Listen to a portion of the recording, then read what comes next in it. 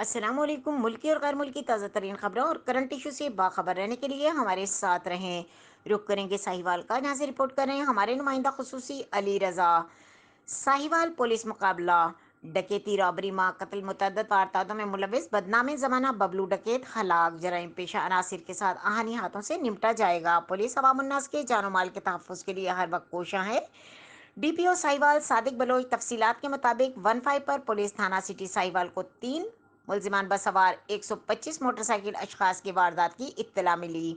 S H O تھانہ city Sahiwal Rana Asif اطلاع پا کر موقع پر گئے، ملزمان کے بارے میں انفارمیشن لے کر وائرلیس کنٹرول کو اطلاع دی، جس پر تمام رستوں پر ناکہ بندی اور پوائنٹ لگا دیے گئے۔ مشرقی بائی پاس پر ایس ایچ او تھانہ غلہ منڈی زمان رشید نے ہمراہ ٹیم ملزمان کو روکنے کی کوشش کی تو ملزمان پولیس پارٹی پر فائرنگ کرتے ہوئے فرار ہوئے۔ پولیس تھانہ غلہ منڈی نے ملزمان کو پیچھا کیا اور مزید نفری طلب کی، جس پر ایلیٹ فورس کے دستے پولیس نے بھاری نفری پہنچا دی۔